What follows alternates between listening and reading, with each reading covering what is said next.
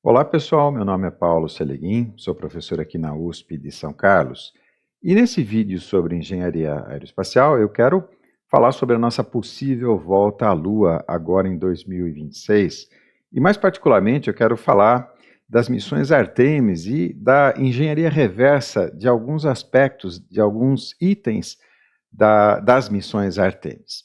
Então vamos lá, eu vou responder um pouco essa questão, se a gente vai voltar à Lua, ou seja, a gente já esteve na Lua antes, né? Só que eu costumo dizer em aula que pelas razões, digamos, não corretas ou não ideais, né? A gente esteve na Lua nos anos final dos 60, 1969, começo dos anos 70, como fruto, né, como instrumento de propaganda da Guerra Fria. Então era muito mais uma ideia de você vencer a União Soviética, no caso dos americanos, tá? E se você quer mais informações sobre isso, eu não vou entrar no detalhe, precisa até me policiar, que eu adoro esse assunto. Eu coloquei aqui um documentário sobre as missões Apollo, descreve em detalhes todas elas, realmente é uma coisa heróica por parte ali dos astronautas, dos engenheiros que desenvolveram todo um sistema em somente 9 anos. É uma história realmente muito interessante, esse documentário da National Geographic é muito interessante. E se você quiser ler um pouco sobre a Guerra Fria, e particularmente sobre a corrida espacial como instrumento de propaganda da Guerra Fria, tem esse livro aqui da Deborah Cadbury, muito interessante. Mas deixemos isso de lado, vamos falar agora das missões Artemis, que é o projeto atual de volta à Lua. Agora sim, fora de um contexto de Guerra Fria, de coisa desse tipo. É um projeto criado para justamente voltar à Lua por razões, digamos, comerciais ou menos belicosas, beligerantes, como aqui o caso da Guerra Fria, mas tem aspectos muito, muito, muito interessantes, que eu diria até didáticos para ensinar coisas aqui da engenharia aeroespacial. Então, voltaremos à Lua agora em 2026, no âmbito da missão Artemis II. Antes, um aviso importante, eu estou falando bastante de engenharia aeroespacial, então eu quero, já fiz um vídeo sobre isso específico, mas eu estou repetindo o anúncio aqui, a nossa edição de 2026 do curso de engenharia aeroespacial, um curso de extensão USP, a gente mudou ligeiramente o nome, agora se chama Fundamentos da Engenharia Aeroespacial, vou explicar por quê. Mas a previsão agora, então, é esse curso ocorrer entre 30 de março e 3 de abril, agora de 2026. As edições anteriores foram de 20 horas, agora são 40 horas, e eu dava antigamente sozinho esse curso. Então agora são 6 professores ministrando aulas dentro desse curso, professores do Departamento de Engenharia Aeronáutica e Mecânica, no meu caso, Engenharia Mecânica, ministrando aulas aqui no curso de Fundamentos da Engenharia Aeroespacial. O curso ele vai ser presencial síncrono, mas pode ser assistido online também, então é o que a gente chama de telepresencial. E algumas coisas importantes, eu criei um e-mail para comunicação com os interessados e com a própria turma, na medida em que vocês até fizerem o curso. Só um detalhe, né? Eu continuo respondendo e-mails e interagindo com os alunos das edições anteriores, então a Engenharia Aeroespacial 2024, 2025. Esse é o e-mail agora da turma de 2026. Existe um formulário de pré-inscrição. É importante esse formulário porque eu vou montar uma lista de divulgação associada a esse e-mail aqui, através da qual eu posso passar avisos de interesse genérico ou me comunicar pessoalmente com os alunos. Então, esse formulário de pré-inscrição você pode acessar aqui no QR Code ou no endereço algébrico que eu listei aqui. Eu agradeço muito se você estiver interessado, puder fazer a pré-inscrição. A inscrição mesmo vai ser feita no Apollo, no sistema Apollo da USP. Eu vou comentar mais para o fim da aula aqui sobre os tópicos do curso. Tem um vídeo também sobre isso, repetindo o anúncio aqui, tem um vídeo sobre o curso no meu canal, onde eu dou mais explicações, maiores explicações. Mas então, vamos voltar aqui à questão central, se a gente vai chegar na Lua, no âmbito da missão Artemis, ou das missões Artemis, então eu preciso falar um pouquinho do que é a missão Artemis, ou aspectos ou sistemas da missão Artemis, e eu vou usá-los aqui para desenvolver tópicos da engenharia aeroespacial nessa videoaula. Então, em primeiro lugar, tem o sistema de lançamento, SLS, que é esse foguete aqui, digamos, da base até essa parte alaranjada aqui, inclusive foi feito aproveitando muita coisa do projeto do ônibus espacial. Tem a nave espacial Orion, ou Orion, né, se a gente for pronunciar em inglês, que é essa parte final aqui branca, né, inclusive com o sistema de ejeção, de escape em caso de emergência. Tem o Lunar Gateway, que na verdade é uma estação orbital, uma estação espacial, numa órbita halo em torno da Lua. Essa órbita halo eu vou mencionar, vou detalhar um pouquinho ela para vocês, mas ela tem a ver com a ideia de se explorar os polos lunares, que é onde tem bastante água, né? Já se descobriu água congelada ali nos polos da Lua. E tem o sistema de pouso humano, uma tradução direta, que é o sistema que a SpaceX ganhou ali a licitação para desenvolver esse pouso, esse pousador, que é uma versão da Starship da SpaceX. Então esses são os sistemas, como eu disse para vocês, quando a gente vai olhar isso do ponto de vista de engenharia, principalmente do ensino da engenharia ou do aprendizado da engenharia, é extremamente interessante, rico, e algumas coisas até questionáveis, eu diria. Vou comentar isso com vocês aqui ao longo dessa aula. Mas vamos lá, então, o pouso propriamente dito, né, a ida à Lua, botar o pezinho na Lua, como foi o Armstrong e vários outros, isso deve ocorrer na missão Artemis 3, eu vou entrar um pouco no detalhe mais à frente, mas a ideia é fazer o lançamento, que seria essa trajetória verde aqui, e chegando ali na Lua, você muda essa órbita para um outro plano, que seria essa órbita vermelha aqui, que é a órbita da estação espacial, que eles chamam de Gateway. Em seguida, né, da Gateway você vai e pousa, muda de espaçonave, passa ali para o pousador da SpaceX e pousa na Lua, como está mostrando aqui. Tá? Mas a ideia hoje, né, não é exatamente falar da Artemis 3, mas falar da Artemis 2, que, como eu disse, pode acontecer ali em fevereiro, eu acredito mais em abril. Então a Artemis 2 deve acontecer em fevereiro ou abril, e ela não envolve o pouso, ela envolve só, digamos, uma visita à Lua, né, dar uma laçada ali na Lua, usando o tema da aula de hoje, né, o tema central, que é essa trajetória de livre retorno. Nosso amigo Mãozinha ali já está em dúvida, o que é trajetória de livre retorno? Então, é exatamente isso que eu quero falar. Então, vamos para o perfil da missão Artemis 2, e esse sim é o que a gente vai ver. Então, a gente tem o lançamento, eu vou entrar no detalhe depois, mas a trajetória de livre retorno seria o seguinte, né, na medida em que você se lança aqui na etapa 9, numa trajetória de interceptação da Lua, essa interceptação ela vai ser feita de tal maneira que a influência gravitacional da Lua desvia a trajetória, joga a espaçonave de volta para a Terra, mesmo que falhe todos os motores, né, falhe tudo, digamos, né, morreu todos os motores. A Apollo 13, por exemplo, foi algo parecido, né? Então, essa influência gravitacional da Lua gera essa trajetória em 8 aqui, que é chamada trajetória de livre retorno. As questões que eu quero explorar nessa aula e numa outra, que eu já vou também dar os detalhes, é o seguinte: primeiro, é viável essa trajetória de livre retorno?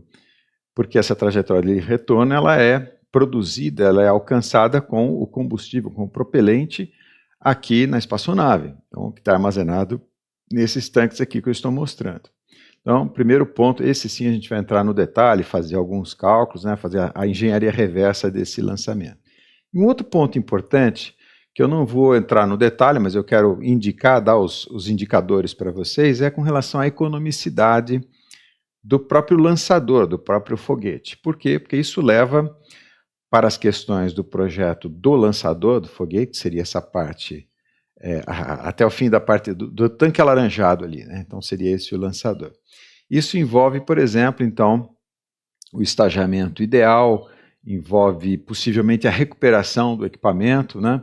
E a competição, porque você está falando de economicidade, então você tem que entrar com a noção de custo de oportunidade, ou seja, fazer o lançamento com SLS ou com outro foguete que esteja sendo desenvolvido.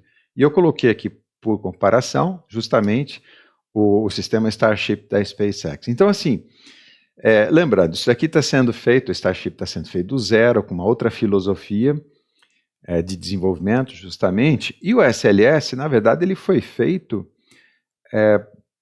muito em cima das tecnologias do ônibus espacial, inclusive o capital humano ali dos projetos e de todos os desenvolvimentos do ônibus espacial. Por exemplo, os boosters aqui são os boosters do ônibus espacial.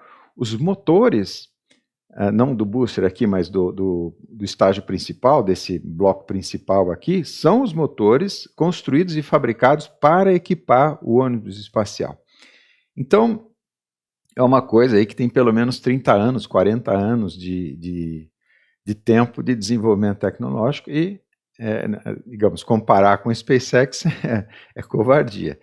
Então, não é surpreendente, não é surpresa esse dado importante aqui embaixo. Olha, o custo por lançamento, 2,5 bilhões de dólares. E o custo por lançamento, 100 milhões de dólares. Então, são uma ordem de grandeza de diferença ao custo. Sem falar na capacidade de carga dos dois foguetes. Então, a questão da economicidade, ela envolve muitos aspectos que eu não vou ter tempo de desenvolver aqui nessa videoaula. O estagiamento, a recuperabilidade, no caso aqui, então, o pouso do booster principal da Starship é um espetáculo em si. E a própria recuperação da Starship também.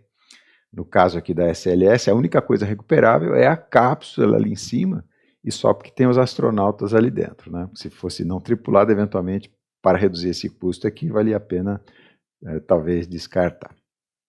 Ok?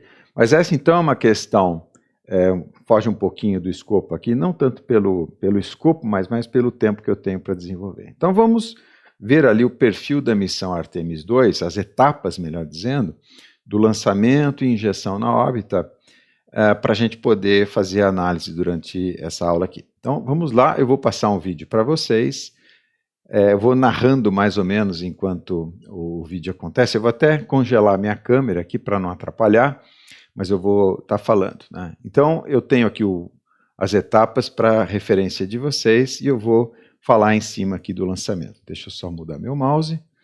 Então, vamos lá, acho que tem 2 minutos, né? O foguete é lançado, esses tanques principais aqui, esse core principal, tudo do ônibus espacial, nitrogênio líquido, hidrogênio líquido e oxigênio. Os motores, como eu disse, os motores do ônibus espacial, os boosters do ônibus espacial também, modificados, né?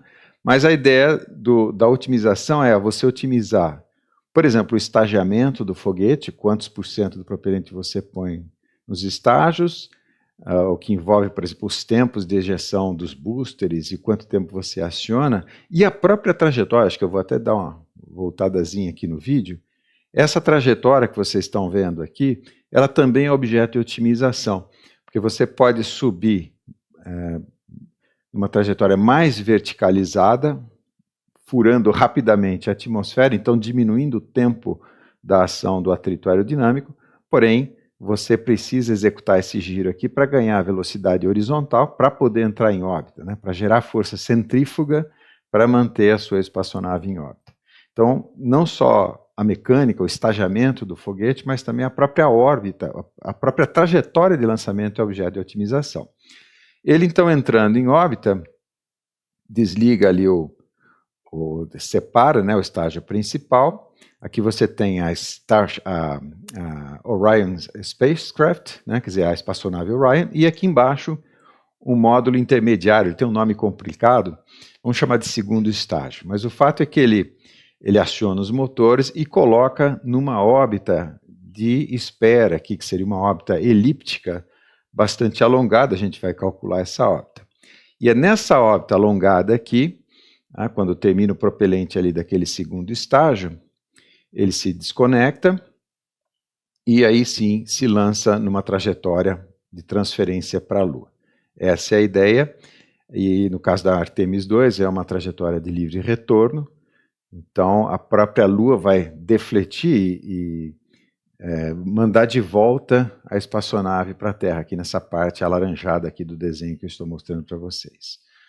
Essa é a Artemis 2, equivalente a Apollo 8. A Apollo 8 fez exatamente isso e exatamente dessa mesma maneira aqui. Tá? E aí, isso é feito da maneira que a trajetória, se tudo der certo, né, ela intercepta a atmosfera terrestre, então ela se destaca ali de todo o módulo de serviços, fica só a cápsula, e ela se entra na atmosfera. Acho que o vídeo já vai mostrar a separação. Deixa eu ver se está no ponto aqui o vídeo, né? Então vai mostrar ali a separação, acelerar um pouquinho, e aí, vamos soltar o vídeo ali novamente, né? Então aí opa, me atrapalhei aqui. Então aí ele entra na atmosfera, a parte de frenagem aerodinâmica, a abertura dos paraquedas, etc. Tudo isso aqui eu já trabalhei, já desenvolvi várias vezes com vocês. A ideia hoje é analisar um pouquinho a questão da trajetória de livre retorno. Bom, com relação àquele primeiro aspecto do lançador, o SLS, então, como eu estava dizendo para vocês, isso aí envolve uma série de questões de base para economicidade, né? Então, por exemplo, a reutilização do equipamento, o estagiamento da missão, a trajetória de lançamento, etc. Isso, na verdade, em termos de referência, é o capítulo 3 do meu livro. Aqui tem bastante detalhado, principalmente a questão do estagiamento, com várias técnicas. Lembrando, né, o livro está pela Amazon, tem versões em português e inglês, e é uma das bibliografias básicas do curso. Então, eu não vou fazer isso hoje, eu tenho alguns vídeos específicos, inclusive do curso da edição do ano passado. Eu acho que está aqui, coloquei aqui esse slide para vocês. Esses são os vídeos da versão 20 horas do curso. Tem outros tópicos desenvolvidos por outros professores que, então, complementam, né, expandem a minha pequena competência no assunto aqui. Mas essa parte ali do projeto do foguete são as aulas 3 e 4 dessa versão aberta aqui do curso. Tá? Isso está disponível para vocês, são as aulas do ano passado ali, que a gente foi em dezembro de 2024, na verdade. Ok? Caso você queira entrar mais no detalhe. Na aula de hoje, então, na videoaula aqui que eu estou gravando para vocês, eu quero falar da Artemis 2, então, o mais importante aqui é a trajetória de livre retorno, ou injeção translunar. Tem vários nomes, porque isso aqui envolve uma série de conceitos e eu quero entrar no detalhe com vocês. Então, o que a gente vai fazer, na verdade, é o que eu estou chamando de engenharia reversa da trajetória, e isso, na verdade, se insere no contexto de uma manobra de passagem, esse nome manobra de passagem, e mudança do plano orbital, e ali eu pus reticências, porque são vários aspectos da mecânica orbital, que é justamente o capítulo 6, seria um terço do livro todo é o capítulo 6, mecânica orbital, principalmente porque eu desenvolvi aqui a parte teórica e as aplicações. A aplicação, né, no caso aqui da missão Artemis 2, é uma das aplicações que a gente vai desenvolver aqui juntos. Tá? Mas, ali no capítulo 6, eu gosto muito de fazer isso, eu gosto muito de ensinar dessa maneira, pegar uma aplicação e desenvolver fazendo, né, cálculos, o que eu estou chamando de engenharia reversa. No caso aqui do livro, eu analisei, foi muito interessante, para inclusive exemplificar a utilização dessas tais manobras de passagem. Então eu peguei aqui as missões Voyager 1 e 2, que hoje estão fora do Sistema Solar, já saíram do Sistema Solar. Vamos pegar a Voyager 1 ali, lançada em 1977. Eu estava no colegial nessa época, né? Então ela foi lançada da Terra, e é interessante, se a gente calcular a quantidade de propelente necessária para escapar do campo gravitacional do Sistema Solar, vocês vão perceber que, dependendo, claro, do motor, você precisa de alguma coisa como o Oceano Atlântico de propelente. Então é totalmente inviável. Mas como é que a gente consegue? Né? Eu digo sempre em aula, navegando pelos ventos gravitacionais. Né? As caravelas antigas também não tinham motor, usavam o vento. No espaço não tem vento, mas tem os campos gravitacionais dos planetas, e isso daí é a história das manobras de passagem. Então, no caso da Voyager 1, ela é lançada da Terra, interage ali com Júpiter, é acelerada por Júpiter, depois ela é acelerada por Saturno e acaba saindo aqui do campo gravitacional do Sol. No caso da Voyager 2, tem uma passagem a mais por Urano, né, e depois por Netuno, e ela sai em 1990 do Sistema Solar. Então essas acelerações estão sendo conseguidas através dessas manobras de passagem, sem a necessidade de um motor específico, da mesma maneira que um veleiro navega, é propulsionado pelos ventos. É por isso que eu faço essa analogia. Então essa ideia de você pegar uma missão real e fazer os cálculos, como eu faço no livro aqui, é o que a gente vai fazer hoje para Artemis 2. Agora, vamos lá, o nosso amigo Mãozinha ali está numa dúvida. O que é essa história de trajetória de livre retorno? Porque a ideia, eu falei para vocês, é como você, se falhar todos os motores ali da Orion, a própria Lua faz com que a Orion volte para o planeta Terra. Então eu faço uma analogia, essa é uma das analogias que eu faço, é como uma patinadora aqui, ela quer, digamos que ela não tem as lâminas ali no patins, então ela está escorregando e não tem como se controlar. Se ela quiser fazer uma curva, o que ela pode fazer é usar um parceiro aqui, que ele sim, né? Até essa foto eu peguei, vou dar um zoom, porque ele está ali com os patins enfincados no gelo, para justamente poder aplicar essa força aqui, para fazer a curva da patinadora, para fazer a patinadora fazer a curva.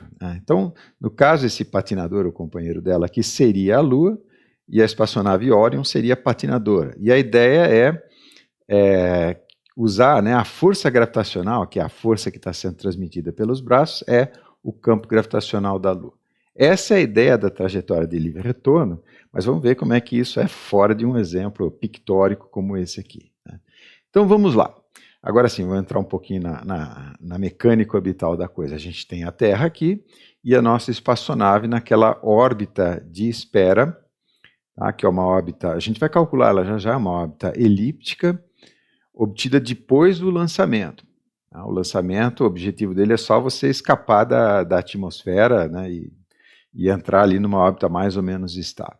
Então a gente está numa órbita de espera aqui, essa órbita verde, e a ideia é acionar os motores, o propelente da espaçonave Orion, para obter uma trajetória elíptica, ainda elíptica, mas já se aproximando do limite da esfera de influência gravitacional terrestre. Ou seja, esse é um outro conceito da mecânica orbital. Dentro da que a gente chama de esfera de influência gravitacional, a única força, ou 99,99% das forças gravitacionais, são do planeta central.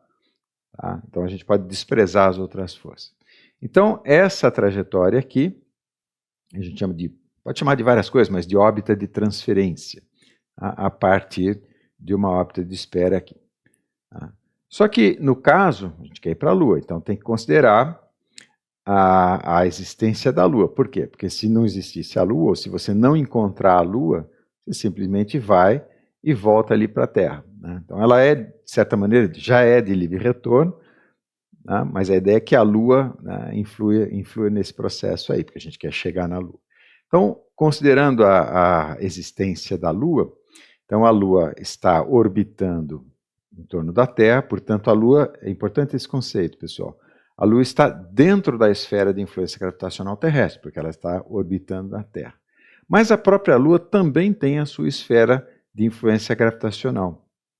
Então a ideia é realizar o lançamento, né, calcular direitinho, sincronizar direitinho o lançamento, para que quando a espaçonave chegar ali no apogeu da órbita elíptica de transferência, ela esteja dentro do campo gravitacional da Lua. E aí, nesse caso, a trajetória localmente ali ela não vai mais ser uma trajetória elíptica, porque ela passa a ser governada, passa a ser influenciada fortemente pelo campo gravitacional lunar, no caso.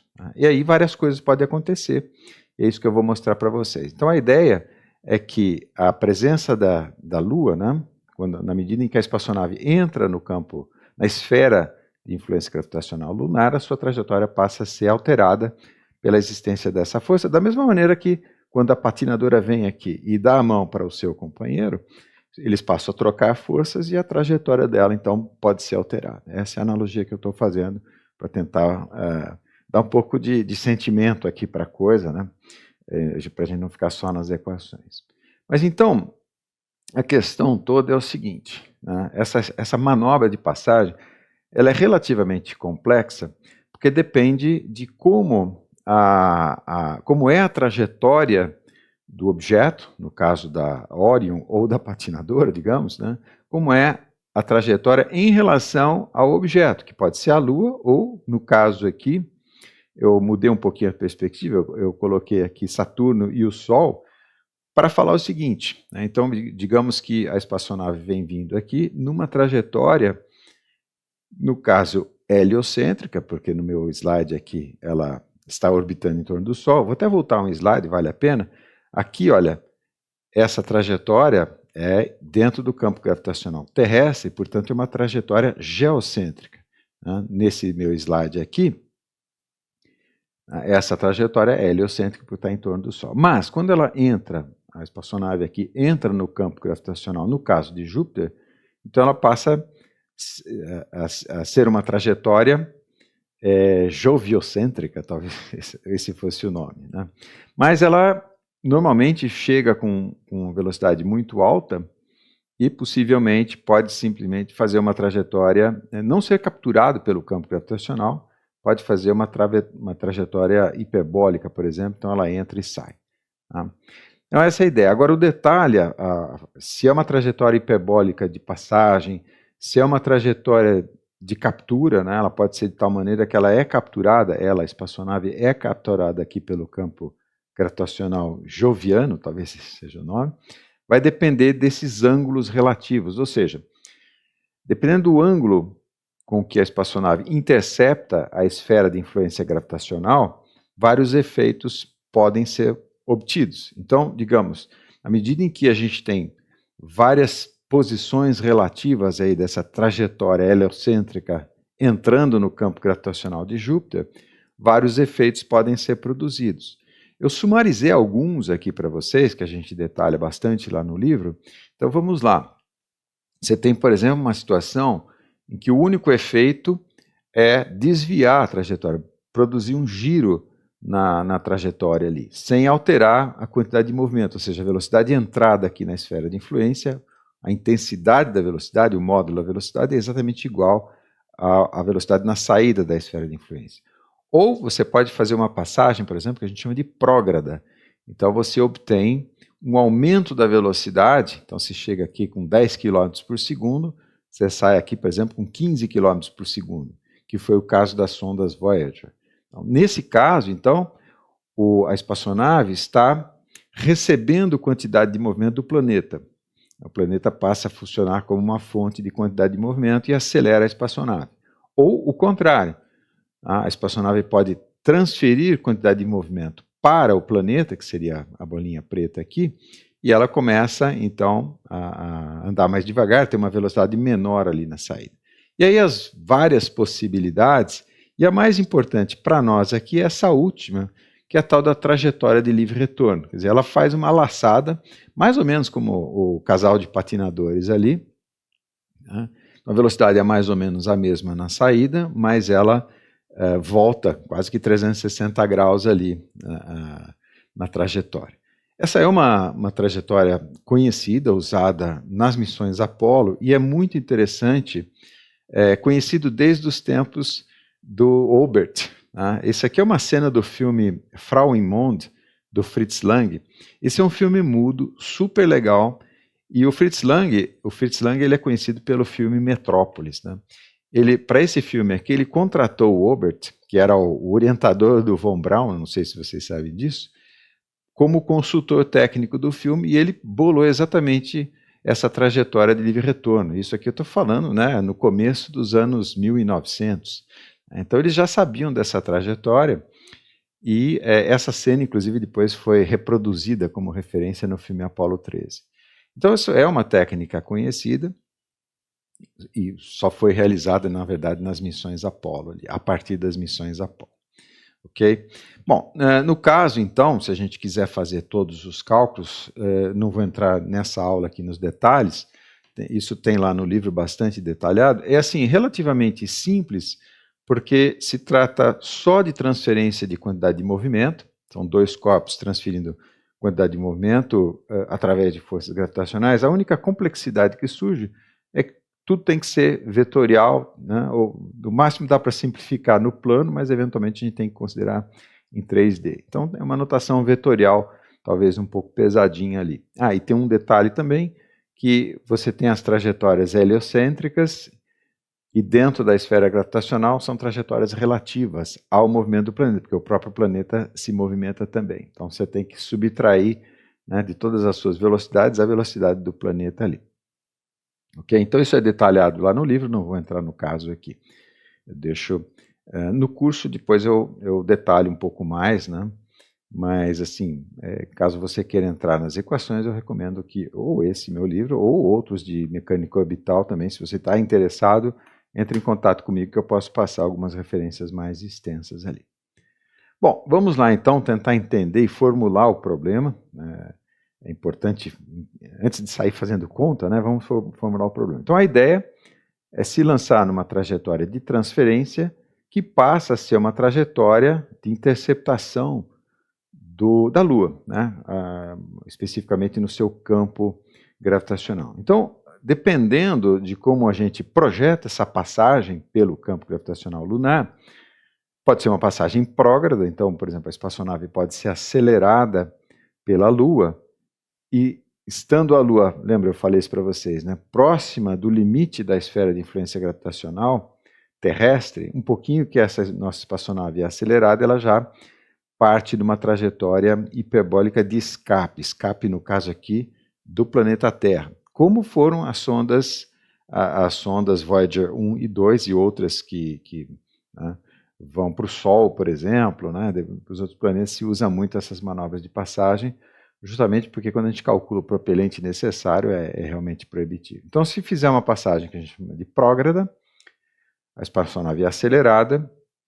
Se for uma passagem retrógrada, quer dizer, transfere quantidade de movimento para a Lua, então, eventualmente ela é capturada pelo campo gravitacional lunar, então é uma manobra de captura, uma passagem retrógrada. É bem difícil fazer isso com a Lua, porque está justamente no limite do campo gravitacional terrestre e o próprio campo gravitacional da Lua é bastante fraco.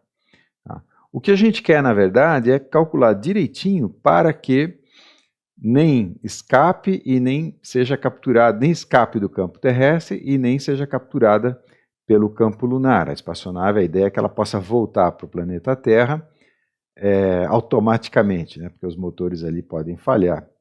Então a ideia é que ela produza aquele giro da trajetória e ela retorne automaticamente aqui para a Terra, e ainda a gente calcula, né, os engenheiros ali que projetam essas órbitas calculam para que o perigeu aqui intercepte a atmosfera para já entrar no processo de aerofrenagem e pouso na Terra. Obviamente, tem muitos erros aí, a gente faz os cálculos, e eu faço os cálculos com vocês, desconsiderando uma série de influências, né?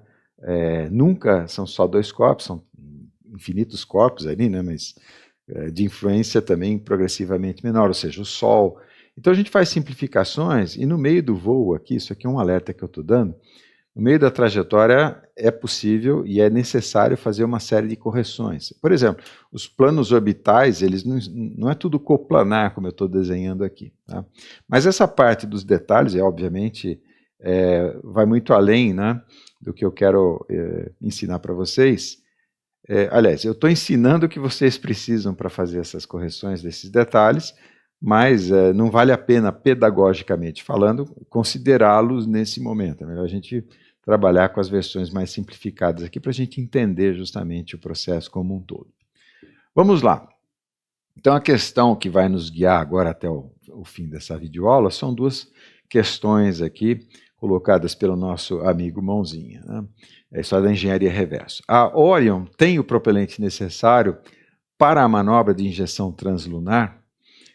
E a outra questão, a Orion tem o propelente necessário para injeção na órbita halo do Gateway? Isso aqui vai acontecer nas Artemis 4, 5, 6. Né? Isso é uma questão, eu não vou calcular essa daqui, mas eu quero levantar isso como questão. Né? Porque eu vou até começar por ela, porque é o seguinte, o que é a órbita halo, né? Então a gente se lançou ali na órbita de injeção translunar, não está aqui, e vai encontrar a Lua lá na frente. A Lua está num plano orbital em relação à Terra, tem uma inclinação ali de 5 graus mais ou menos, que a gente vai desprezar, tá? Mas digamos que a gente entre em órbita na Lua. Então chegou ali na Lua, pode acionar os motores para desacelerar e entrar numa órbita elíptica em torno da Lua, do campo gravitacional lunar. Então captura pela esfera de influência da Lua, né? De forma passiva ou ativa, aí, né, é um pouco do projeto. Agora, a órbita halo é uma órbita num plano a 90 graus aqui desse plano que eu estou desenhando para vocês.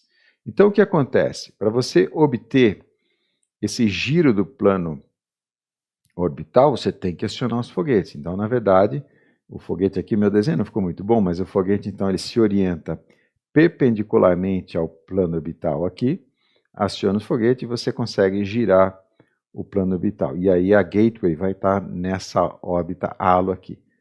Como eu disse, uma das justificativas para isso é justamente depois, ou a partir dessa órbita halo, pousar no polo ali, né? Porque o polo justamente, né, isso que eu falei aqui, você pousaria no equador ali da Lua. Tá? Só que, inclusive no livro eu mostro bastante isso, nas aulas ali do curso também eu vou mostrar isso. A quantidade de propelente para obter esse giro desse plano aqui é muito grande, é equivalente a um outro lançamento do foguete. Então, muito provavelmente, vai ter que embarcar mais propelente, e aí eu me questiono um pouquinho se o SLS é capaz de lançar toda essa quantidade de propelente para fazer tudo isso, né? Eu não sei, eu ainda não fiz as contas, já vi outras pessoas levantando essa dúvida. Então, para mim, ela está no ar ainda. Se você souber, né, se alguém que fez algum estudo, alguma coisa nesse sentido, por favor, me informe, mas eu estou no escuro com relação a isso. Mas eu não vou entrar nesse detalhe aqui, eu quero ficar realmente na primeira questão que o nosso amigo Mãozinha colocou. A Orion, eu misturo um pouco a pronúncia, tá? Desculpe aí. A Orion tem o propelente necessário para a manobra de injeção translunar. E aqui eu coloquei uma vez explodida, porque o que a gente chama de espaçonave Orion na verdade, aqui, ó, o módulo de serviço europeu, né, desenvolvido pelos europeus, e a cápsula. Tá? O que é lançado pelo SLS tudo bem, então, o módulo de serviço, a cápsula, o sistema de fuga, né, isso aqui é ejetado logo no começo, né, depois que você passou o perigo. Tem ali os painéis, os adaptadores e o segundo estágio, que tem um nome complicado, eu já vou mostrar para vocês, né? Quem tem que fazer a injeção translunar é o módulo de serviço. Então, é o propelente que está estocado aqui nesses tanques aqui que a gente está vendo em dourado. O segundo estágio, ele é responsável para colocar, digamos, a espaçonave Orion na órbita de espera. Depois eu vou mostrar mais ou menos de forma no desenho. E a gente vai calcular um pouco, a gente vai calcular primeiro essa daqui, para responder a primeira pergunta, depois já estou antecipando, dando spoiler aqui, eu vou entrar um pouquinho no detalhe do segundo estágio. Tá? Então a questão é a seguinte, esse propelente que vocês estão vendo aqui, nesses cilindros dourados ali, é suficiente para obter a injeção translunar? Então vamos lá, vamos tentar responder essa pergunta. Então o que a gente tem? Então, agora a gente passa para o que eu chamo de formulação do problema. Eu sempre falo para os alunos, olha, antes de sair fazendo conta e pegar as fórmulas e tal, dá uma pensada no problema e principalmente no caminho da solução. Então, como eu disse para vocês, a espaçonave Orion está aqui, tá vendo? É só o módulo de serviço e o módulo ali dos tripulantes, a cápsula. Tá, ela está estacionada nessa órbita de espera aqui. E quem a colocou, né, quem tem a missão de colocar a espaçonave Orion nessa órbita aqui de espera é o segundo estágio. Eu vou até voltar ao slide, que é esse módulo aqui. Ok? A outra órbita que a gente precisa obter é a de transferência lunar, ou de interceptação da esfera gravitacional lunar. Agora, o que a gente tem para obter isso? Então, alguns dados ali da Orion, ela tem uma massa total de 33 toneladas, eu vou abreviar os números, Eu fiz as contas com 3 algarismos aqui, eu recomendo até que vocês façam com mais. Mas então, a massa total, incluindo os 8,6 toneladas de propelente, 33 toneladas, usa um motor AJ10 de 300 segundos, um motor hipergólico. Tá? 300 segundos nem é uma eficiência propulsiva muito. Esse 300 segundos, eu esqueci de mencionar, é um impulso específico. Tá? Se você multiplicar pela aceleração gravitacional, você tem a velocidade de ejeção dos gases de escape aqui na tubeira do motor. Tá? Isso aqui, de novo, é do capítulo de motores ali. Então, esses são os dados que a gente tem. A pergunta é, 8,6 toneladas de propelente num motor de ISP, impulso específico 300 segundos, é capaz de obter essa órbita de transferência a partir dessa órbita de espera aqui? Então a gente precisa calcular, ou precisa determinar essas órbitas todas. Então, partindo para a formulação propriamente, então a gente tem o quê? Vamos lá. A órbita de espera, que eu destaquei azul aqui, e a órbita de transferência, que eu destaquei em vermelho, que vai encontrar a Lua no seu perigeu. Já vou até antecipar isso aqui. Mas essa órbita ela tem características conhecidas, a órbita da Lua. Então tem um semi-eixo maior aqui de 38 mil quilômetros, né? 3,8 vezes 10 a quinta quilômetros, vamos confundir as coisas. Uma excentricidade de 0,0549, ou seja, é só uma órbita praticamente circular, e uma inclinação em relação ao equador terrestre de 5 graus. Essa inclinação, inclusive, a gente vai desprezar. Tá? Então, essa órbita vermelha aqui, ou esse ponto, melhor dizendo, da órbita vermelha, é conhecido. Né? Tem, por exemplo, um semi-eixo maior de 3,8 vezes 10 a quinta quilômetros. O propelente da Orion, ele tem que lançar a espaçonave da órbita azul na órbita vermelha para poder encontrar a Lua. Portanto, a diferença, né, o orçamento energético em termos de ΔV, a gente vai ter que calcular a partir desses dados aqui. Então, essa é uma parte do problema, mas que é relativamente tranquilo, porque a gente tem os dados de propelente, tem os dados da órbita lunar. O que a gente não tem são essas duas órbitas, azul e vermelha. A órbita da Lua eu nem desenhei aqui, tá, pessoal? Nem desenhei aqui. Então, o que a gente tem com relação à órbita de transferência, eu tenho algumas coisas já conhecidas. Então, por exemplo, o periastro, o raio vetor do periastro, eu vou considerar que é o mesmo da órbita de espera. Então, por definição, eu vou colocar numa altitude de 200 km aqui. Lembra, você tem 100 km, que é mais ou menos o limite da atmosfera, a linha de Kármán, depois você põe mais uns 100 km para garantir pelo menos, digamos assim, 10 dias de órbita estável. Né?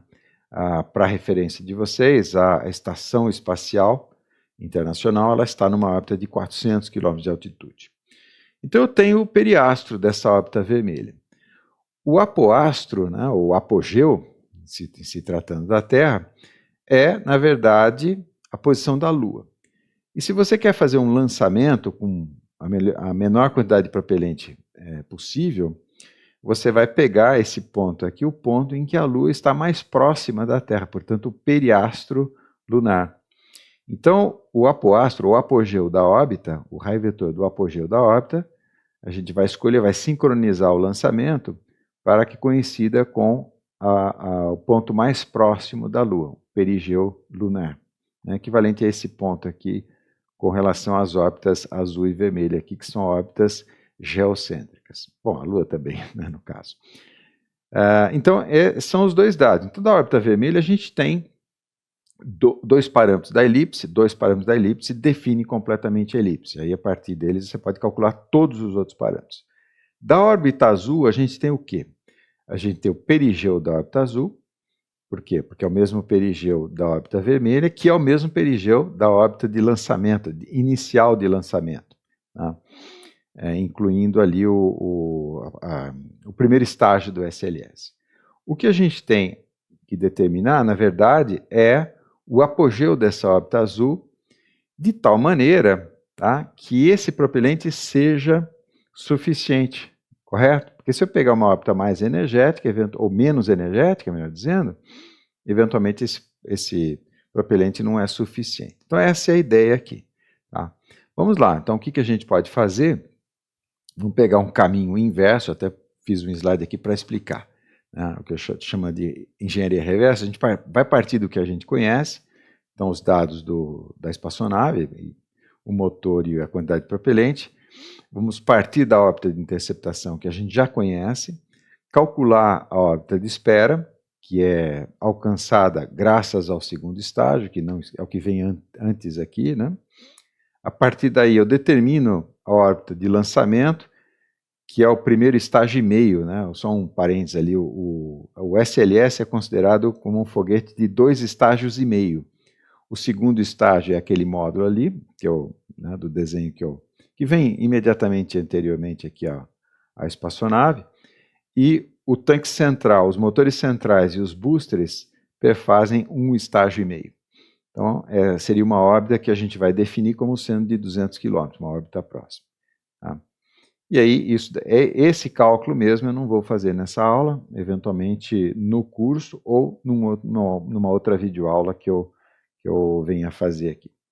Então esse vai ser o caminho da solução, e agora a gente vai entrar um pouco na parte das equações ali. Né?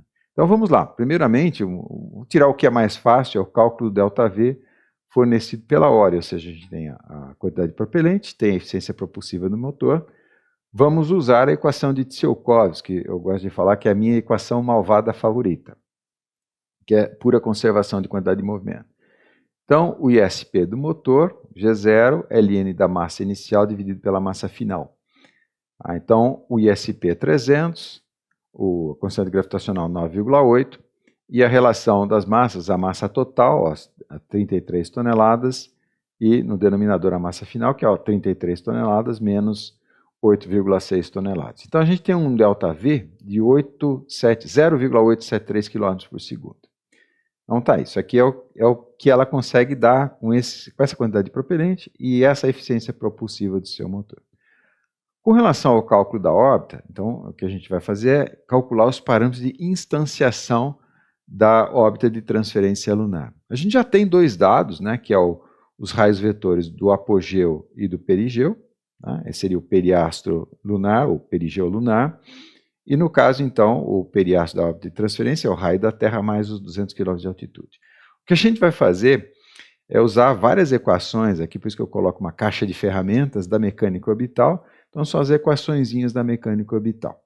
Agora eu vou passar meio rápido, essas equações elas estão listadas aqui. Isso aqui é uma das páginas do livro, do capítulo de mecânica orbital.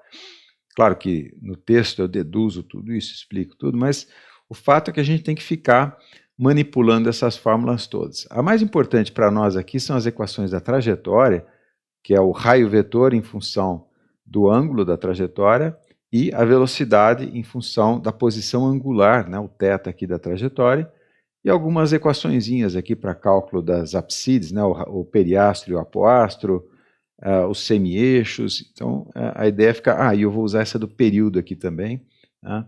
Na verdade, eu vou usar essa segunda, 30.6 aqui, para calcular o período, que é mais ou menos conferir se o tempo da missão está correto.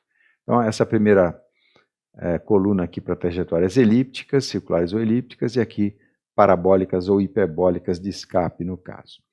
Então, assim, eu vou manipular essas equações, mas eu vou mostrar ali para vocês o que eu estou fazendo. Em primeiro lugar, nós estamos falando na órbita de transferência lunar, o periastro a gente já sabe, é o raio da Terra mais os 200, então dá 6,5 mil quilômetros. Ok, primeiro parâmetro da órbita. O segundo parâmetro eu vou usar a equaçãozinha da trajetória, porque eu sei que o periastro ele acontece na posição angular 0. É meio fácil ver, porque aí o 0 ali você tem o maior denominador possível, lembra? O cosseno de θ. Eu vou dar um zoom ali, fica acho que um pouquinho mais fácil, né? Então, tá vendo essa fórmula ali, né? Quando eu tenho cosseno de 0, o cosseno de 0 é 1, 1 mais e é o maior denominador possível, e uma constante, a excentricidade da órbita, né? Então eu tenho aqui o maior denominador possível, portanto, o menor raio possível, o raio justamente do periastro, no caso do perigeu. Então, colocando o 0 aqui, simplificando, eu tenho que o periastro é igual a semi-eixo maior, 1 menos e da Lua, menos a excentricidade da Lua. Fazendo as contas, eu tenho então que o raio do apoásteo é 3,6 vezes 10 a quinta quilômetros. Tá? Uma observação, pessoal, eu não sou infalível, obviamente, né? Se tiver algum erro nas minhas contas ali, por favor, me mande uma mensagem, eu consigo corrigir isso para os próximos alunos, de vez em quando eu erro mesmo. Aí eu tento conferir da melhor maneira possível, mas às vezes passa algum errinho. Porque a ideia, na verdade, é ensinar a vocês os conceitos por trás aqui, não exatamente ficar demonstrando a minha grande habilidade aqui em fazer contas. Né? Mas vamos lá, que aliás, cá entre nós é bem sofrível. Mas então temos dois parâmetros, por isso que eu pus esse check mark aqui, né? Dois parâmetros da órbita, consequentemente a gente determina todos os outros parâmetros da órbita. Então vamos lá, alguns que a gente precisa, dividindo o apogeu pelo perigeu, aqui nas formulinhas, nessas duas aqui, eu tenho uma relação só da excentricidade, com isso eu consigo calcular a excentricidade em 0,96, portanto, de fato, né, lembra, excentricidade 1 é uma órbita parabólica, que é uma órbita de escape, tá?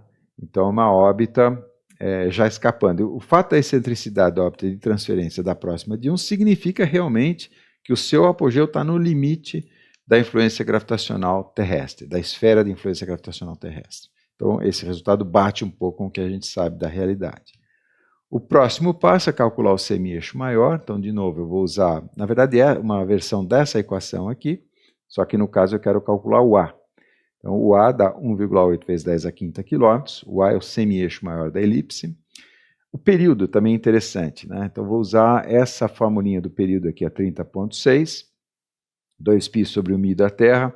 μ da Terra é a massa do planeta Terra, ou a massa do planeta central, vezes a constante gravitacional universal, tá? Vezes o semi-eixo maior elevado a 3 meios. Então, quando a gente faz a conta em dias, dá 9,3, mas isso é uma volta completa, tá? E a gente precisa só de metade disso daí, né? Então, para ir à Lua, é mais ou menos 4,5 dias, e para voltar, 4,5 dias. Então, esse tempo bate, tá? Bate com a realidade. Um detalhe, eu coloquei Roman aqui, porque esses cálculos a gente está fazendo como se fosse uma trajetória de transferência de Roma, ou transferência romiana, e na verdade quando a espaçonave está chegando próxima da Lua, ela é até acelerada pela Lua. Então esse tempo aqui tende a ser até um pouquinho menor. O último parâmetro que eu queria calcular, esse é importante para o cálculo de propelentes, são as velocidades, né? Então a velocidade no periastro da órbita de transferência, né, usando essa equaçãozinha aqui, olha, da trajetória, a gente calcula como 10,8, arredondando ali, quilômetros por segundo. Então essa é a velocidade da trajetória de transferência, portanto, depois do acionamento dos motores da Orion. Então a gente está fazendo o cálculo inverso, né, da manobra de transferência. Vamos agora para a manobra de espera, né, da parking orbit ali. Então, instanciação da órbita inicial, órbita de espera ou órbita de parking. A gente tem a velocidade na órbita de transferência, que não é a órbita azul, né, por isso que eu estou usando as cores aqui, mas essa velocidade 10,7 ela é alcançada depois do acionamento dos motores. Então, essa equação aqui é importante, né? A velocidade, esse 10,7 menos o ΔV da Orion, tá? É alguma coisa como 9,9, e essa sim é a velocidade no perigeu da órbita de espera. Correto? Então aquelas 8,6 toneladas de propelente da espaçonave vai acelerar de 9,9 para 10,7. Ótimo, então a velocidade no perigeu, né, que a gente acabou de calcular, descontando o ΔV da espaçonave, da Orion, também me permite determinar outros parâmetros de instanciação. Eu tenho um parâmetro, que é a velocidade, e aqui usando de novo a equação da velocidade, mas agora em relação à órbita de espera, aqui a gente usou essa mesma equação para a órbita vermelha, portanto é transferência lunar, tá vendo? Todos os parâmetros se referem à órbita de transferência lunar. E aqui agora os parâmetros se referem à órbita de espera.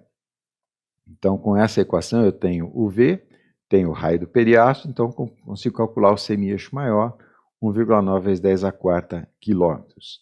O outro parâmetro que eu posso calcular agora é a excentricidade da órbita, 0,676, eu coloco às vezes quilômetro por quilômetro, que é o seguinte, deixa eu só fazer essa observação, às vezes os alunos se confundem com isso, mas aí deixa eu também desconfundir, pelo seguinte, de fato a excentricidade é adimensional, mas por definição ela é uma dimensão geométrica dividida por uma dimensão geométrica, então eu sempre coloco aqui quilômetro por quilômetro, metro por metro, que é diferente, por exemplo, de metro cúbico por metro cúbico, uma concentração volumétrica, por exemplo.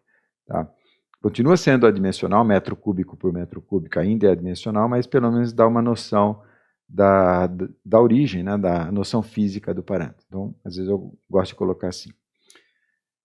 Remete à definição do parâmetro.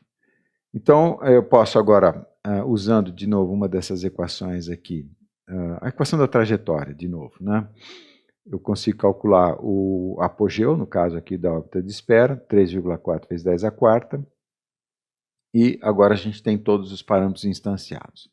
Então eu tenho da órbita vermelha os raios do perigeu e do apogeu, tenho aqui a velocidade, né, no periástro 10,8 e a velocidade no apoástro, apogeu, 1,0.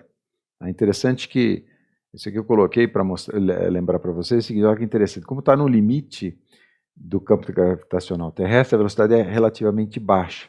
E é a velocidade da Lua, né? 1,06, 1,05, então você realmente precisa de pouco propelente para pousar na Lua, porque a sua velocidade já está praticamente igualada ali. Você só precisa realmente zerar a sua velocidade.